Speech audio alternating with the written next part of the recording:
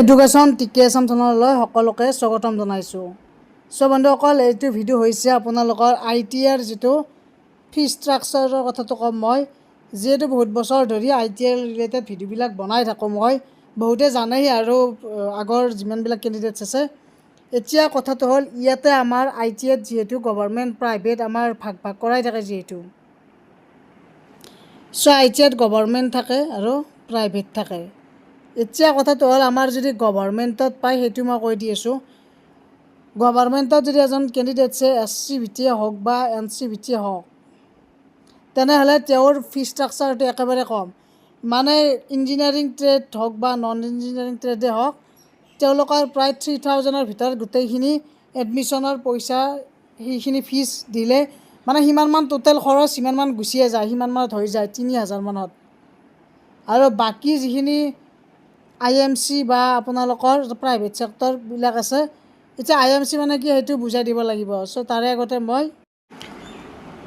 ইয়াতে আপোনালোকে দেখিছে যে আমাৰ প্ৰায় টোটেল গভৰ্ণমেণ্টত যদি ছিট পায় তেনেহ'লে এইবিলাক ভাগ ভাগ কৰা আছে বাৰু, টোটেল 3000ৰ ভিতৰত হৈ যাব।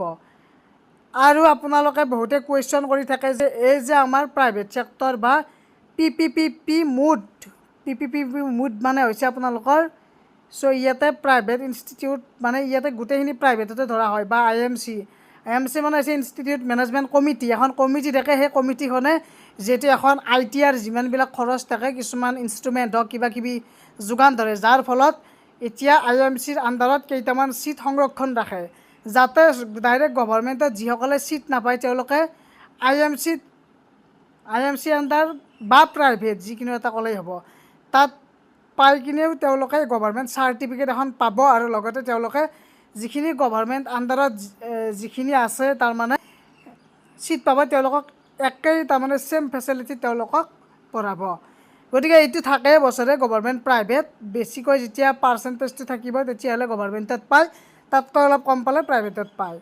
এতিয়া প্ৰাইভেটত খৰচৰ পৰিমাণটো বহুত বেছি বুলি ক'ব পাৰি, কাৰণ ইয়াতে আছে যে বছৰত 16500কৈ দিব লাগে।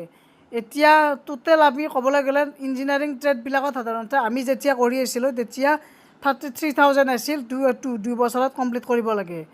এতিয়াও সেইটোৱে চলি আছে কিজানি বহুত কিছুমান ITR বাৰু ডাইৰেক্ট প্ৰাইভেট ITR থাকে, তেওঁলোকৰ ফিজবিলাক অকণমান বেছি। কিন্তু গভৰ্ণমেণ্ট এখন ইনষ্টিটিউট এখনত যদি যায়, তাৰে আণ্ডাৰত যিমানবিলাক মানে ট্ৰেড থাকে IMC আণ্ডাৰত, তাত প্ৰায় 33,000 মানে বছৰত 33,000 দিব লাগে। আৰু যদি এবছৰীয়া ট্ৰেড হয় তেনেহ'লে 16,500 এইখিনি দিলেই হ'ল।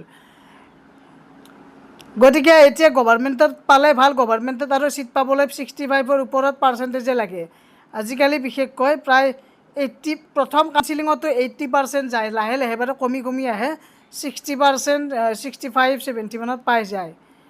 গতিকে এইটো ট্ৰেডৰ ওপৰতো ডিপেণ্ড কৰিব, তেওঁ কি ট্ৰেড কৰে। এতিয়া ধৰি লওক ইলেক্ট্ৰিচিয়ান ট্ৰেডটোত বা ফিটাৰ, এইবিলাক তাৰমানে ট্ৰেণ্ডিঙত থকা ট্ৰেড যিহেতু, এইবিলাক সকলোৱে কৰিব বিচাৰে। ইয়াত অকণমান বেছিকৈ তাৰমানে পাৰ্চেণ্টেজটো যায়।